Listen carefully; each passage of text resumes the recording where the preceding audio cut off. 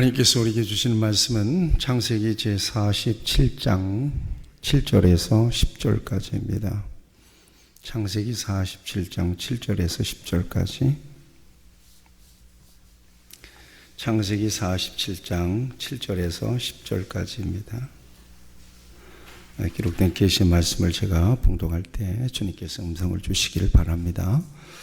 요셉이 자기 아버지 야곱을 인도하여 바로 앞에 서게 하니 야곱이 바로에게 축복하매 바로가 야곱에게 묻되 네 나이가 얼마냐? 야곱이 바로에게 아뢰되 내 나그네 길의 세월이 130년이니이다. 내 나이가 얼마 못 되니? 우리 조상의 나그네 길의 연조에 미치지 못하나 험악한 세월을 보내온 나이다 하고 야곱이 바로에게 축복하고 그 앞에서 나오니라. 아멘. 오늘 추수감사 주일입니다. 무엇보다도 예수님 안에 계신 여러분들은 복을 받은 사람들입니다. 어려움 속에서도 하나님을 아버지로 믿는 여러분이 복을 받은 사람들입니다. 오늘 본문 말씀을 보면 바로가 요셉의 가족들에게 고센 땅을 거주지로 허락합니다. 고센 땅은 굉장히 기름진 땅인데 목축하기는 좋으나 애굽 사람들은 주로 나일강을 중심으로 해서 농경 문화거든요. 농경 문화는 정착하는 문화예요. 목축업은 이동하는 문화거든요. 이거 문화가 다릅니다. 이것은 굉장히 중요한 의미가 있는데 하나님께서는 히브리 백성들, 하나님의 택한 선민들을 이렇게 애굽 사람들과 섞이지 못하도록 이렇게 구별하신 굉장히 중요한 의미가 있어요. 오늘 저와 여러분들이 세상에서 불신자들과 함께 섞여 사는 것 같지만 적어도 하나님은 저와 여러분들을 이렇게 구별되기를 원하십니다. 구별된 자리에서 하나님께서 주시는 복을 누리며 사는 여러분들이 되시길 바랍니다. 그런데 오늘 요셉이 이 아버지 야곱을 바로 앞으로 인도해서 애굽 왕 바로와 가나안에서 이주한 70명을 데리고 가족들을 데리고 이주한 총리 요셉의 아버지가 맨 처음 조우하게 돼요. 이렇게 만나게 돼요. 그런데 여러분 잘 보셔야 돼요. 애굽은 당대에 그야말로 어마어마한 민족입니다. 그 나라의 왕 파라오, 그 다음에 늙고 초라한, 오늘 몇 살 먹었나요? 여기 보니까 130세 먹은 늙고 초라한 이방인, 이방인과 이렇게 만나는 거예요. 여러분 신분적으로 좀 비교해 볼 필요가 있어요. 그런데 오늘 본문에서 저와 여러분들이 인상 깊게 보는 것은 야곱이 에집트의 왕 파라오를 축복하는 장면. 적어도 축복하는 것은 신분을 초월해 있는 위치에서 복을 주는 거거든요. 복을 선언하는 거예요. 여러분 이 장면을 저와 여러분들이 좀 이렇게 잘 새기면서 오늘 말씀을 좀 들을 수 있으면 좋겠습니다. 신분적으로는 비교가 안 되죠. 그런데 야곱이 왕을 축복합니다. 적어도 야곱의 마음 속에는 하나님에 대한 절대신앙, 하나님이 주시는 복에 대한 확신이 그에게 있었던 것이고 그 하나님의 권위로 바로 왕을 이렇게 축복을 합니다. 겉으로 보면 이것은 뭔가 상식적으로 잘 이해도 안 되고 어울리지도 않는 장면입니다만, 그런데 신앙적으로 보면 이것은 아주 자연스럽고 당연한 일입니다. 왜냐하면 복을 주실 수 있는 분은 오직 하나님 한 분뿐이기 때문에 그렇습니다. 하나님을 믿는 사람이 복을 받은 사람이고, 하나님을 믿는 사람이 축복할 수 있는 사람이기 때문에 그렇습니다. 바로가 에집트의 왕이었지만 그는 축복할 수 있는 자격도 권한도 없는 사람입니다. 세상의 권력을 가졌을 뿐이에요. 그런데 세상의 권력과 온 세상 우주 만물의 주인 되신 하나님을 믿는 야곱은 바로를 하나님의 이름으로 축복합니다. 여러분은 복을 받은 사람들이고, 동시에 여러분들은 축복할 수 있는 사람들임을 믿으시기 바랍니다. 네, 우리 옆에 분들 한번 축복하시죠. 축복합니다. 네, 축복합니다. 자, 그런데 오늘 우리가 이 복에 대한 개념을 분명하게 이해할 필요가 있어요. 야곱은 분명히 바로에게 복을 준 게 아니에요. 축복했어요. 축복은 사람이 하는 거예요. 복은 하나님이 주시는 거예요. 그러니까 우리가 때때로 하나님이 축복하여 주시옵소서, 근데 하나님이 어디다 대고 또 축복을 해요. 하나님 복을 주시옵소서, 복 내려 주시옵소서. 하나님께는 복을 달라고 해야 되고요. 그 다음에 사람을 축복할 때는, 사람에게 복을 빌 때는 축복하는 거거든요. 그래서 복과 이 축복에 대한 개념을 저와 여러분들이 오늘 이 말씀 속에서 분명하게 이해할 수 있으면 좋겠습니다. 우선 복이라고 하는 것은 히브리어로 아쉬레라고 그래요. 이것은 복이 있으라, 선언적인 의미가 있어요. 복 있는 자, 복이 있을지어다. 이건 하나님께서 주시는 거예요. 헬라어로는 마카리오스라 그래요. 이것은 하나님이 주시는 거예요. 사람이 주는 게 아니에요. 사람은 사람에게 복을 줄 수가 없어요. 나도 부족한데 뭔 복을 줘요? 하나님이 아쉬레, 복을 선언합니다. 복이 있으라, 복이 있을지어다 그렇잖아요. 근데 여러분, 예배 후에 제가 축도하잖아요. 축도하는데 요거는 축도 그러잖아요. 축도인데 축복의 기도 이렇게 돼 있는데 이것은 잘못된 표현이에요. 이것은 강복 선언이에요. 선언, 베네딕션, 선언이란 말이에요. 이것은 하나님의 권위로 복을 선언하는 거예요. 선포하는 거거든요. 그러니까 신적 권위로 선포하는 거거든요.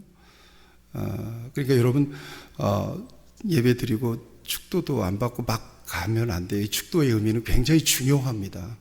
어떤 분이 농장을 하시는 분인데 예배는 드려야 되겠기에 예배를 다 드리진 못하고 어쨌든 축도라도 받아야 되겠다. 예배 말미에 오시는 거예요. 이게 목사님이 자꾸 신경 쓰이잖아요. 그래서 예배 말미에 와서 축도만 쏙 받고 가는 그분을 붙잡고는 왜 그렇게 예배를 드립니까? 예배를 다 드려야죠. 그랬더니 사정을 다 얘기하더라는 거죠. 그러나 나는 하나님께 복을 받기 위하여, 그 시간을 놓치지 않기 위하여 이렇게 축도만이라도 받으러 왔노라고. 굉장히 중요한 의미가 있다고 저는 생각합니다. 자, 하나님께서 이렇게 복을 주십니다. 이렇게 복을 받은 사람의 특징이 몇 가지가 있어요. 첫째는 하나님과 올바른 관계 속에 있는 사람이에요. 하나님과 올바른 관계 속에서만 복을 하나님이 주세요. 하나님을 어떻게 관계해야죠? 믿음으로만 관계할 수 있습니다. 두 번째는요, 하나님과 관계 속에서 반드시 가야 할 길을 바르게 가는 사람이에요. 이 사람이 하나님께 복을 받는 사람이에요. 세 번째는요, 가야 할 길을 바르게 가면서 반드시 해야 할 일을 감당하고 수행하는 사람이에요. 여러분 잘 기억하세요. 하나님께서 복을 주시는데 그 복 자체가 의미를 지니는 것은 아니에요. 하나님은 우리에게 목적을 두시고 복을 주세요. 목적을 두시고. 그러니까 늘 제가 말씀드리는 게 잘 먹고 잘 사는 것과 내가 잘 먹고 잘 사는 것과 하나님과 무슨 상관이 있느냐는 거예요. 어떤 상관이 있을까요? 그 같은 상관관계를 분명하게 발견하고 하나님 앞에서 자신의 자리를 분명하게 찾는 것이 굉장히 중요해요. 내가 고대광실에 사는 것과 하나님과 무슨 상관이 있어요? 저기 뭐 싱가포르에 갔더니 뭐 무슨 호텔에? 마리나 베이 호텔 그 엊그저께 사우디 황제 와가지고 롯데 호텔에서 잤다고 그러는데 하루 저녁에 얼마라고 그랬죠? 2천만 원이 넘는데 주여 참. 나 우리 교인들하고 한밤씩 잤으면 좋겠어. 뭐 거기 별것 다 있다. 그랜드 피아노까지 있고 막 대단하다네요. 여러분 그것과 하나님과 무슨 관련이 있느냐? 적어도 하나님과 관계 속에서 어떤 의미와 가치를 지닐 때 그것이 비로소 복이라고 하는 상표를 붙일 수 있는 것들입니다. 여러분 우리 빈내리 교회 성도들은 분명하게 이 개념을 잘 이해할 수 있기를 바랍니다. 그래서 하나님은 목적을 가지고 복을 주세요. 성경을 보면 여러분 시편 1편에 보면 복 있는 자는 그러잖아요. 이게 바로 하나님이 주신 아슈레라는 말이에요. 그 다음에 창세기 1장 28절을 보면 하나님께서 그들에게 복을 주시고 그들에게 이르시되 맨 처음 하나님께서 복 주시는 거 있잖아요. 이게 바로 아슈레라는 말이에요. 그러니까 아슈레 이것은 하나님께서 주시는 복이에요. 근데 우리가 흔히 축복하는 말은 이게 바라크라고 하는 말이에요. 이게 성경에 330번 기록이 나오는 말이에요. 아슈레라고 하는 말은 바라크라고 하는 말은 축복하는 거예요. 바라크라고 하는 말은 헬라어로는 율로게오 이렇게 얘기하는데 이것은요 번영을 기원하는 거예요. 좋은 것을 받도록 기원하는 거예요. 축복은 바라크, 이 축복은 그 자체로 복은 아니에요. 그런데 잘 되기를 바라는 마음을 이렇게 선포해주고 선언해주는 것입니다. 근데 누구나 다 할 수 있는 것은 아니에요. 복을 주시는 분이 누구라고요? 하나님을 신실하게 믿는 사람이에요. 하나님의 주권을 믿는 사람이에요. 하나님이 모든 주권을 쥐고 계신다라고 하는 사실을 분명하게 고백하는 사람이에요. 이 사람이 축복할 수 있는 자격자예요. 예를 들면 믿는 부모가 자식에게 축복하는 거예요. 굉장히 중요한 의미가 있어요. 저도 새벽에 늘 기도하는 가운데 우리 교인들 축복하고 주로 교회를 위해서 기도 많이 하죠. 근데 어쩌다가 기도하다가 생각해보면 왜 자꾸 교회에만 머물러 있는가? 그래서 아차 싶을 때 우리 새끼들, 우리 아내를 위해서 기도합니다. 제가 계속 기도합니다. 사역하는 우리 아들에게 하나님께서 은혜를 주시고 복을 주시고 하나님이 성령으로 기름 부어달라고. 딸을 위해서 기도할 때는 믿음의 사람 만나서 좋은 가정을 이루어 달라고. 요거 기도 주로 많이 해요. 딸을 위해서 기도할 때는. 그렇게 될 줄로 믿습니다. 이렇게 축복하는 거예요. 자녀들을. 여러분들 자녀들을 축복하세요. 여러분 남편을 축복하셔야 돼요. 아내들 믿는 분들은 굉장히 중요해요. 축복하셔야 돼요. 어제 그 카페데이 때 어떤 분만 우리 나리 선생님 다니는 유치원의 원장님과 잠깐 얘기를 나눴는데 그분이 그런 얘기를 해요. 본인은 어울리지 않는 결혼을 했다고 사람들이 그러더라는 거예요. 왜냐하면 이분은 대학원을 졸업하신 분이고 이분 남편은 고등학교 졸업했대요. 근데 같이 결혼해서 상당히 의아해했답니다. 그런데 목사님이 중매를 해가지고 만나서 섬기는데, 여러분 신앙생활 하다 보면 굉장히 많이 어렵고 힘든 상황이 있잖아요. 어떤 경우는 목사님의 설교가 전혀 안 들어오고 자꾸 졸리기만 하고 여기저기서 이런 말 저런 말 하는 말 때문에 막 정신 사나울 때, 그때 이 두 분이 신실하게 믿으니까 뭐가 좋은가 하면, 자기가 믿음이 떨어질 때 여기서 힘을 주는 거예요. 이렇게, 여보 기도해야지, 그래도 예배는 드려야지, 그러면서 힘을 주니까 그냥 벌떡벌떡 일어나지더라는 거예요. 그래서 믿음의 부부가 이렇게 중요하구나 하는 생각을 했습니다. 여러분 남편에게 축복하셔야 돼요. 남편은, 여러분 요즘 남자들 여기도 보세요. 비율이 많이 떨어지잖아요. 그런데 믿는 남편은 굉장히 소중합니다. 그래서 그 남편의 복을 받으셔야 돼요. 이럴 수 있는 아내가 있다면 얼마나 좋을까요? 여기도 한번 해보세요. 김원환 사모도. 여보 저를 안수하고 축복해 주세요. 남편이 아내에게 안수하고 축복해 줄 수 있죠. 해보세요. 복이 그냥 임할 겁니다. 네. 또 부모 입장에서 자녀 머리에 왜 손을 못 얹어요? 그런데 야 기도하자 그러고 안수하려고 그러면 왜 그래, 오늘 뭐 잘못 먹었어 그러자. 그럴 때는 어떻게 해야 돼요? 쥐들이 깊이 잠들었을 때 지들 머리에 손 얹어놓죠. 어떻게 알아? 잠으로 깊이 골아 떨어졌을 때 가가지고 아버지가 손 듣고 우리 집사님 손을 얹고 기도해 보세요. 반드시 역사가 일어날 겁니다. 나은이나 나유리 같이 조그만 놈들은 그냥 안고 강제로 그냥 할 수 있잖아요. 지들이 몸부림해야 이렇게 축복하는 거예요. 이게 바라크예요. 이건 굉장히 중요한 의미가 있어요. 바라크. 여러분 바라크, 오늘 제가 여러분들에게 드리고 싶은 게 이 바라크예요. 여러분 그런데 여러분 이삭이 야곱에게 축복하잖아요. 그죠? 그러니까 사람이 사람에게 축복하는 거예요. 기원하는 거예요. 그러니까 온 마음을 다해서 하나님이 이 사람에게 축복하는 것은 곧 나를 축복하는 것입니다. 그냥 축복하는 거예요. 이렇게 이삭이 야곱을 그렇게 축복했어요. 그러니까 장자권이 그냥 축복을 받은 뒤로 하나님의 이 카메라가 야곱을 착 조명하잖아요. 그 다음에 야곱의 12아들 가운데서 여러분 보세요. 12아들 가운데 오늘 누가 복을 받았죠? 유다가 복을 받아요. 유다의 자손 가운데 홀이 끊이지 않을 거다. 왕이 나올 거라는 거거든요.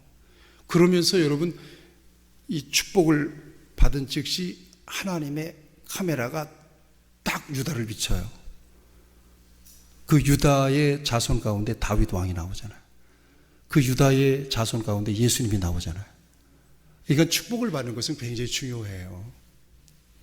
여러분 교회 일주일에 한 번씩 오시는데 여러분 커피를 사드리고 또 이렇게 대접을 하면서라도 축복을 받으세요. 저한테 받으라는 얘기가 아니에요. 여러분들 다 예수 믿고 주님 안에 계시는 분들이기 때문에 축복할 수 있는 분들이세요. 집사님 저를 위해서 축복해 주세요. 얼마나 겸손해요. 나보다 신참인데 어떻게 저 집사님한테 내가 축복을 받아, 이런 생각하지 말고요. 주님 안에서 늙었더라도 우리 연세 드신 우리 권사님들 계시잖아요. 그 권사님들에게 일부러라도 가서 권사님이 한 주간 평안하시고요, 저를 위해서 한번 기도해 주시죠. 얼마나 겸손해요. 하나님께서 그 권사님을 통해서 막 진하게 축복하실 거 아니겠어요? 마음을, 아이고 이 집사님이 권사님 나한테 기도해 달라고 그러네. 떨리는 마음으로 축복할 겁니다. 그 복을 하나님께서 주신다고요. 여러분 일주일에 한 번씩 오시는데 여러분 최소한 5분 이상씩에게 축복이라는 말, 축복을 받고 나가보세요. 달라요. 그럼 목사님한테 축복받으면 축복 받으려면 어떻게 해야 돼요? anytime, everyday, 언제든지 괜찮아요. 저는 제가 축복해 드릴 수 있습니다. 자, 이처럼 이 복과 축복은 개념 이해가 됐죠? 복과 축복은 다른 거예요. 다른 개념이에요. 복은 하나님이 직접 우리에게 주시는 거예요. 축복은 사람이 복을 제3자에게 복을 주실 것을 하나님께 간구하는 행위입니다. 그러니까 이 축복이라고 하는 것은 복 자체는 아닙니다. 그렇지만 굉장히 중요한 의미가 있는 것은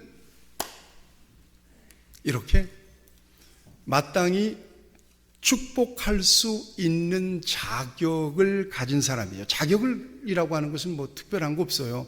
하나님 믿고 예수님 안에 있는 사람이면 누구든지 축복할 수 있으니까. 그러니까 여러분 믿음의 가문들을 보세요.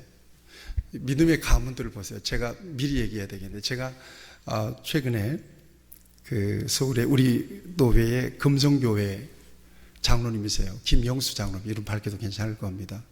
김영수 장로님하고 먼 노회 일 때문에 잠깐 옆에 앉았길래 이런저런 대화 가운데 그 교회의 조재휘 장로님이라고 계세요. 이분 굉장히 저하고 친밀하게 지냈거든요. 굉장히 반듯하시고 믿음도 좋으세요. 그런데 조재휘 장로님 얘기를 했더니 아유, 그 장로님한테 제가 교회 학교 때 배웠어요 그래요. 근데 그분은 췌장암으로 돌아가셨거든요. 아니, 조 장로님한테 교회 학교 때 배웠던 이 사람이 또 장로가 돼가지고 옆에 앉아 있어요. 그래서 제가 교회 몇 년 다니셨어요? 그 교회 몇 년? 지금 52년째입니다 그러더라고. 아버님도 장로님이시라는 거예요. 근데 그 아버님이 자기를 교회 학교 때 가르쳤던 조 장로님을 또 가르쳤어요. 그 조 장로님이 가르쳤던 이분이 또 장로님이 됐어요. 그래서 저는 시편 37편을 제가 믿고 하나님 앞에 기도하면서 시편 37편을 의지해서 제가 기도하고 27일 만에 아내하고 결혼했잖아요. 조건은 하나예요. 우리가 지금 시편 37편을 곧 묵상하게 될 겁니다. 제가 영상을 지금 만들었어요. 다시 그 말씀을 봤어요. 시편 37편에 보면 내가 어려서부터 늙기까지 보니까 하나님이 의인을 버리지 않더라. 그 다음에 그 의인의 후손들이 거렁뱅이가 없더라는 거예요. 뿌리 깊은 나무예요. 그래서 여러분들 자녀가 있다면 믿음의 배경을 보세요. 어머님이 권사님이고 아버지가 장로님이라면 묻지도 따지지도 말고 거기에 접붙이세요 그냥. 그러면 반드시 복을 받게 돼요. 아멘. 높네 이제. 할렐루야. 믿음의 배경을 찾아서 가야 돼요. 어릴 때부터 얼마나 축복을 받았겠어요. 얼마나 하나님께 부모로부터 복을 받았겠어요. 축복을 받았겠어요. 반드시 그 열매가 선할 수밖에 없어요. 반드시 하나님이 그 자식들을 축복하지 복을 주시지 않을 수가 없는 거예요. 그 욕심 내셔야 돼요. 여러분, 제가 여러분들 앞에 서 있어요. 참 부족한 게 많아요. 근데 목회하면서 여러 가지 많은 어려움들을 겪잖아요. 근데 저는 어떤 어려움들이 생기면 편안하게 발을 뻗고 자는 것이 하나님 앞에서 내가 미안할 때가 많아요. 그래서 저는 몸을 혹사해요. 이런 저녁에 나와서 저 위에 2층에서 잔다든가 아니면 카페 소파에서 노숙을 한다든가 이래요. 그렇게라도 해야 뭔가 하나님 앞에서 명분을 가지는 것처럼 마음이 편안해요. 그렇게 해야. 그런데 우리 김옥란 사모는 안 그래요. 이게 달라요. 딱 발 뻗고 깊이 자고 나와요. 나 교회 간다 그러면 갔다 오세요. 그러고 자요. 왜 그게 내공이라고 생각하는데 왜 그럴까? 그 선조들이 지금 4대째거든요. 끝도 없는 거예요. 그 선조들이 그냥 믿음의 뿌리를 깊이 내려놓고 계속해서 축복을 했던 후손들이기 때문에 나는 그렇다고 믿어요. 평상시는 잘 몰라. 위기가 오잖아요. 급한 일이 생기면 저하고 저분하고는 달라요. 반응의 속도가 다르고 그 느낌의 정도가 전혀 달라요. 예. 그래서 중요한 순간에는 제가 영적으로 의존할 때가 많아요.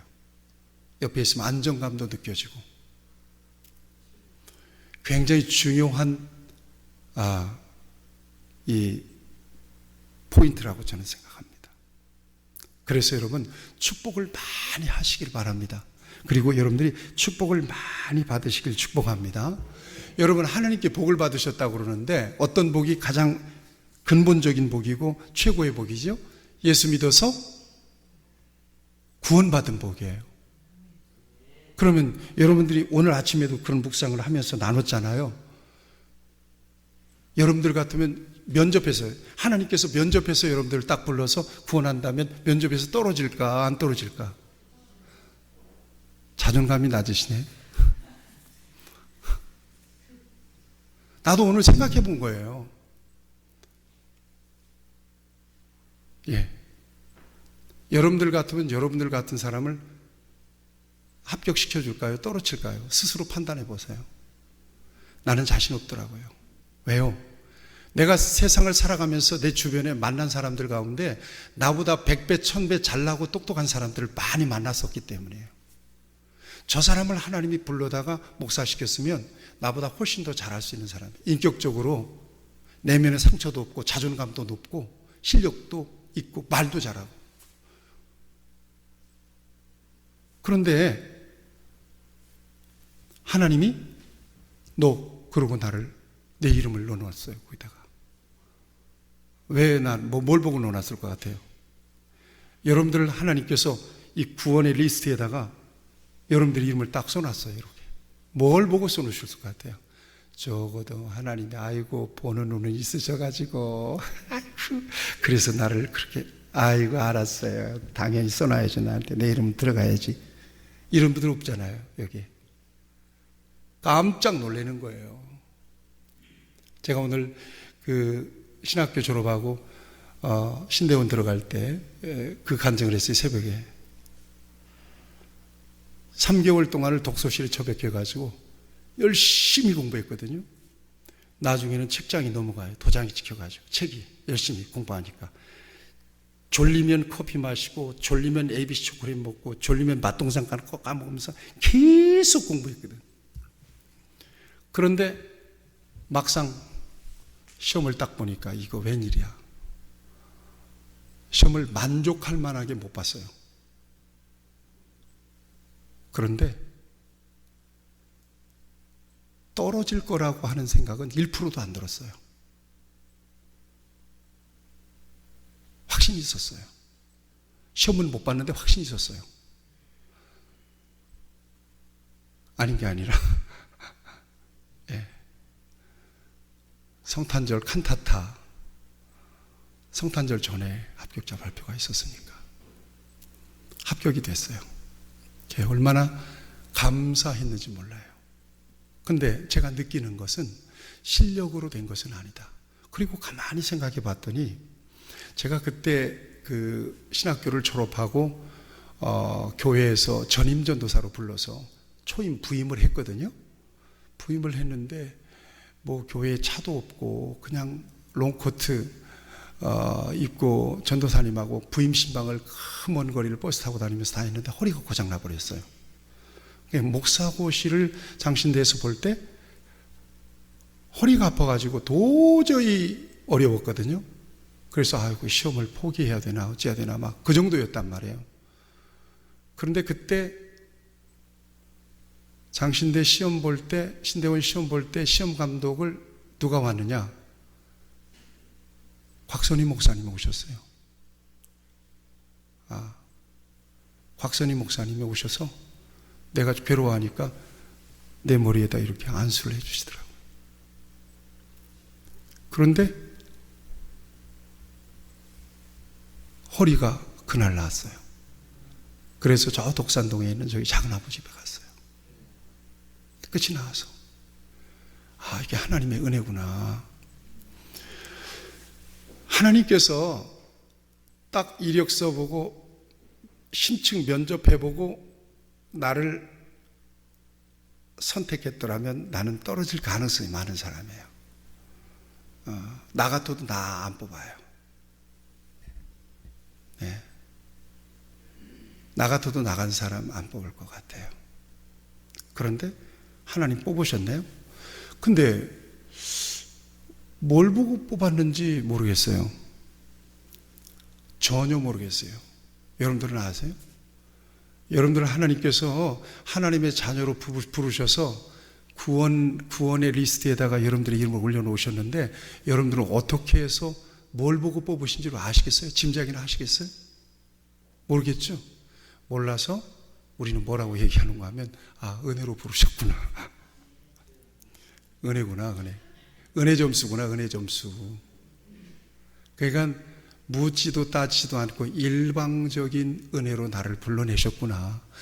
그러니까 여러분, 이 어마어마한 구원의 선물을 자격도 안 보고 주신 거예요. 여러분, 이게 복이에요. 저와 여러분들이 받은 근본적인 복은요, 구원의 복이에요. 그 다음에 하나님의 복은 여기에만 그치질 않아요. 그럼 나는 구원받았으니까, 구원받았으니까 다 끝났네? 그러면 죽어야지요. 구원받았으니까 이제 됐잖아요. 더 이상 뭘 살아요. 깨끗할 때, 뜨거울 때, 하나님 뜨끈뜨끈할 때 데려갔지. 왜 살게 하면서 있는 믿음까지 다 잃어버리고 이 신앙까지 다 식어버리고 말이야. 이렇게 세상에서 살면서 타락하게 만들어요? 그냥 빨리 데려가 버리시지? 그래서 저와 여러분들이 오늘 꼭 기억해야 되는 것은 하나님께서 구원받은 자로 저와 여러분들을 부르시고 난 뒤에 이 세상에 살게 하시는 동안에 구원받은 자에게 주시는 복이 있습니다. 이 복을 여러분들이 누리시길 바랍니다. 그런데 말씀드렸죠? 이 세상을 저와 여러분들이 살아가고 있는 동안에 주시는 것들이 있어요. 건강도 복입니다. 물질도 복입니다. 빌딩을 사는 것도 복이고요. 복이죠. 단 중요한 거예요. 하나님과 나와의 관계 속에서 분명하게 하나님 안에서 확실한 신앙 고백이 전제되었을 때 이 모든 것들은 복이라고 하는 이름을 붙일 수가 있는 거예요. 기억하셔야 돼요. 하나님이 빠진 것은 복이 아니에요. 예수님이 주어가 되었을 때 모든 것은 복이에요. 만남도 복이고요. 예수님이 확실하게 그 인생의 주어로 있을 때 모든 것은 복이 돼요. 그러나 예수님이 주어에서 빠졌어요. 이건 그 어떤 걸 갖다 놔도 복이라고 하는 상표를 붙일 수가 없어요. 거기에다가. 그건 복이 아니에요. 오늘 새벽에 말씀드렸죠. 잘 사는 것과 늘 제가 드리는 말씀이에요. 여러분들이 분명한 신앙의 기준을 잡으려고요. 잘 사는 것과 부자는 다르다. 그냥 부자는 부자일 뿐인 거예요. 아시겠죠?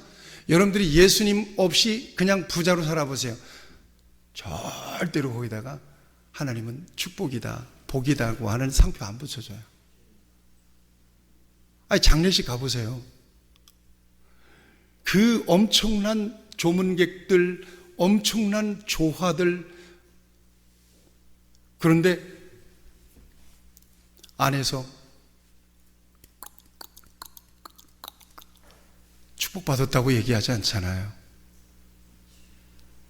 그런데 반대로 조금 초라해. 그런데 안에서 그분이 쓰던 때 묻은 성경 집사무게 찬송가 소리가 들려요. 소망 찬송. 하늘 가는 밝은 길에 저 높은 곳을 향하여.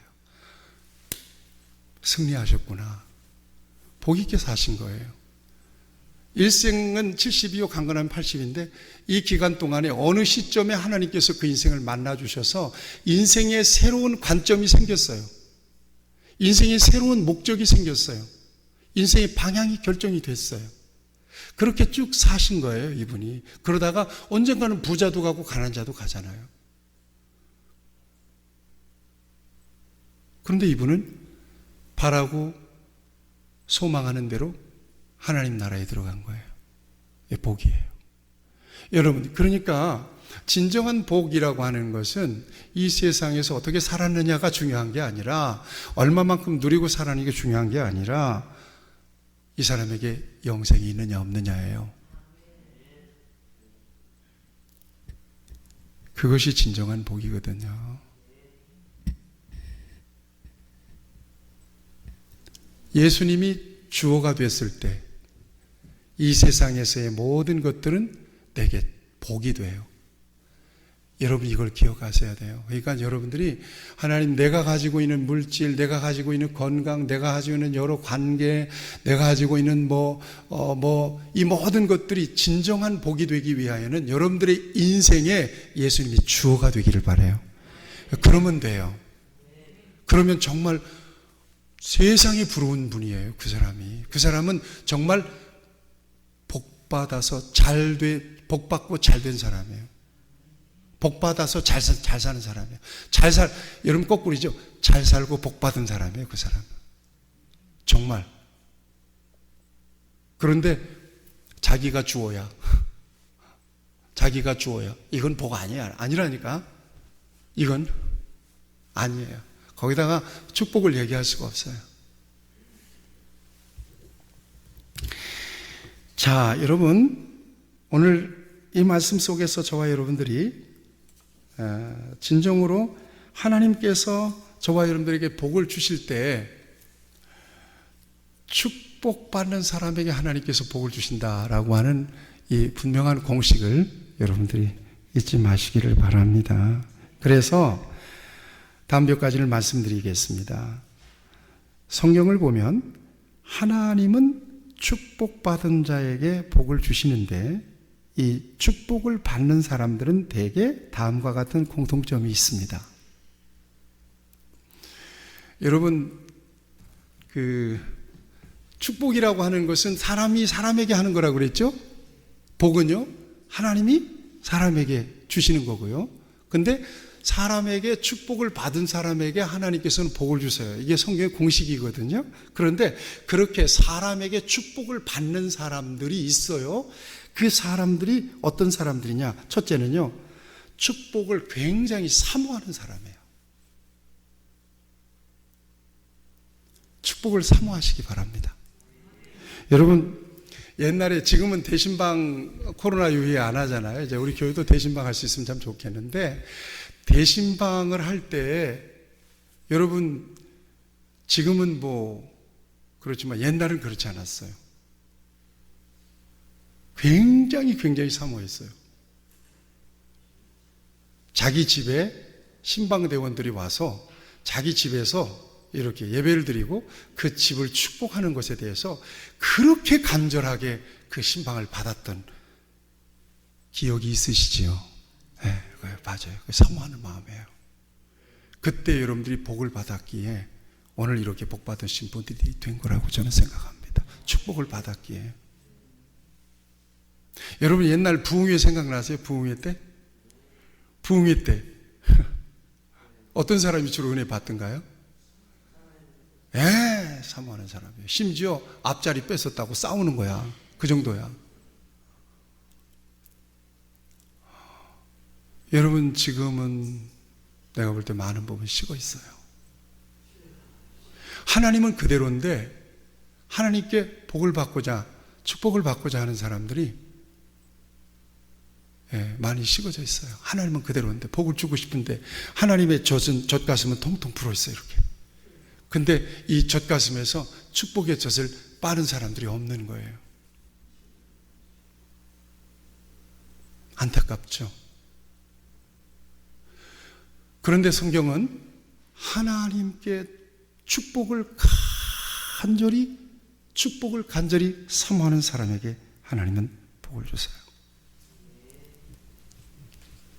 예수님 때 어린아이들 예수님 품에 안겨서 안수 받으려고 막 그랬던 장면 아시죠?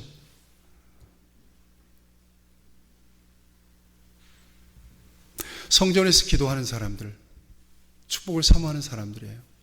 저는 목사로서 이런 사람들이 굉장히 정말 감동되는 사람들이에요. 예배 시간에 교회에 있는 것이야 뭐 당연한 거지만 예배 이외의 시간에 성전에 나와서 조용히 하나님 앞에 기도하는 그 장면. 어느 날 교회에 와보니까 교회 지하에 불이 켜져 있어요. 그래서 누군가 살짝 가봤더니 앞에서 어떤 분이 기도하고 있어요. 기도 방해하지 않기 위해서 조용히 살금살금 올라와서 저는 그분을 위해서 눈물로 기도했어요. 분명히 알겠어요. 저녁에 일하고 새벽에 나와서 예배를 드리고 기도하는 게 굉장히 많이 벅차고 힘들 거라는 것을 알지만, 그런데 하나님의 은혜를 사모하고 축복을 사모하는 그 마음이 새벽에 나와서 하나님 앞에 머리를 조아릴 때, 그때 하나님은 어떤 느낌인지 모르겠지만 적어도 축복하는 자리에 있는 저는 굉장히 감동이 돼요. 그래서 절로 축복이 돼요.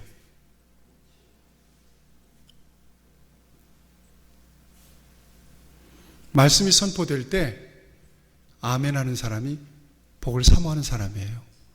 아멘 안 하고 가만히 있는 것도 의미는 있겠지만 적극적으로 하나님의 말씀에 아멘으로 반응하는 사람이에요. 이건 복을 사모하는 사람이 맞습니다. 반드시 축복을 받는 자리에 있는 사람이에요. 축복을 사모하는 사람은 언제나 그 자리에 있어요. 여러분, 야곱이 둘째였지만 축복을 사모했잖아요. 복을 사모했잖아요. 그래서 장자권을 사잖아요. 그 다음에 야복강에서 천사와 씨름하잖아요. 결국 복을 받지 않습니까?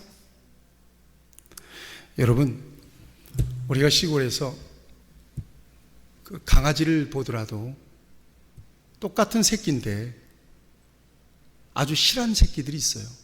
어떤 새끼들이에요? 뭐 그냥 먼저 젖을 차지하는 새끼들이죠. 쉬운 예로 이런 예를 여러분들에게 말씀드립니다. 실한 새끼들은 바로 그런 새끼들이에요. 여러분, 하나님께서 여러분들에게 복을 주시도록 여러분들이 축복을 사모하시기를 축복합니다. 축복을 사모하셔야 돼요. 두 번째요, 복을 받을 사람은요, 축복을 받는 사람은 축복받을 짓을 해요. 표현이 좀 그렇습니다만 축복받을 짓을 합니다. 몇 가지 예를 들어보겠어요. 이삭이 별미를 가지고 먹고 야곱을 축복하죠. 멜기세덱은요, 전리품 중에 11조를 아브라함이 멜기세덱에게 바치고 축복을 받잖아요. 아합 시대에 흉년이 들었어요. 그런데 엘리야가 사렙다에 갔어요. 어떤 여인이 막대기 나무를 줍고 있어요. 물을 좀 달라. 물 뜨러 가는데 뒤에다 대고 뭐 떡조가 있으면 나 좀 갖다 달라고 그래요. 근데 그 여인이 하는 말이, 이거 밀가루 한 줌, 기름 한 병 있는데 요거 마지막 아들하고 구워 먹고 우리도 죽으려고 그런다. 지금 없다. 그러니까 그거 구워서 나를 먼저 갖다 달라고 그래요. 그래서 엘리야를 그 구워서 자기들 먹을 걸 접대를 합니다. 흉년이 다 끝날 때까지 밀가루와 기름이 떨어지지 않았다는 이야기. 예수님이 12일 혈루증으로 앓는 사람 옷자락만 잡아도 병 낫겠다. 여러분, 공통점을 찾아보세요. 중풍병자를 지붕에 뜯어내고 예수님이 있는 곳에 내렸어요. 주님께서 네 죄사함을 받았느냐, 고쳐주세요. 공통점이 있어요. 어떤 거죠? 축복하는 사람을 감동시키는 거예요. 예수님을 감동시키고 축복하는 사람을 감동시키는 거예요. 축복하는 사람이 감동해서 축복하도록 만드는 거예요. 이게 굉장히 중요해요. 중요한 원리가 여기 있어요. 축복받는 사람은 그래서 축복받을 짓을 꼭 해요. 감동을 줘요. 어느 집사님 축복하고 싶다, 그런 마음이 생길 때 진정으로 감동이 돼요. 오늘 아침에 새벽에 나왔는데 권사님이 혼자 김장김치를 다 싣고 놨다는 거예요. 혼자, 나 혼자 내일 맨 처음에 나오거든요, 내가. 그래서 문 열고 불 켜고 다 했는데 지하에서 문 빠시락거리는 소리가 나요. 이게 누군가 그러고 봤더니 권사님 혼자 그 많은 김장김치를 전부 다 헹궈 놓으셨어. 받쳐 놓으셨어요. 두말할 것 없이 축복했어요. 그 감동이니까. 오른손을 들어서 축복해 주었습니다.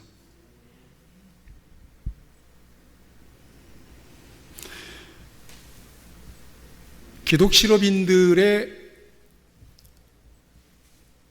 세 가지 공통점이 있답니다. 기독실업인인 사람들은 기독교인들 가운데 정말 기업을 번창해서 잘 경영을 하는 사람들이에요. 세 가지 공통점이에요. 첫째는 성전과 관련이 있어요. 이건 통계에 성전과 관련이 있습니다. 하나님의 이를테면 교회 성전을 지을 때, 아니면 건축할 때, 아니면 할 때 뭔가 역할을 했던 사람이에요. 두 번째는 선교와 관련이 있어요. 돈 벌어서 선교하는 일에 투자를 해요. 이런 사람들. 그 다음에 또 하나는 주의 종과 목사님과의 관계와 관련이 있어요. 목사님과 좋은 관계를 유지하는 사람이 결국 복을 받더라는 거예요. 축복을 많이 받는 거예요. 여러분, 공통점이 있습니다. 적어도 축복을 받는 사람은 축복을 하는 사람에게 감동을 주더라는 거예요. 여러분, 그러니까 정말 축복을 받고 싶으면 감동을 주셔야 돼요. 여러분들 권사님들에게 감동을 주셔서 복을 받으세요. 집사님들에게 감동을 주셔서 축복을 받으세요. 뭔 말인지 이해하시겠죠? 이게 바로 축복받을 짓을 하는 거예요. 여러분, 축복을 받고 축복하는 사람으로 살아갈 수 있게 되기를 축복합니다. 만나면 복을 받는 사람이 있고요, 믿음이 좋아지는 사람이 있고요, 봉사도 잘하고 기도의 사람이 됩니다. 당연히 영적으로 안정이 되니까 봉사가 잘 되고 복이 흘러가는 것입니다.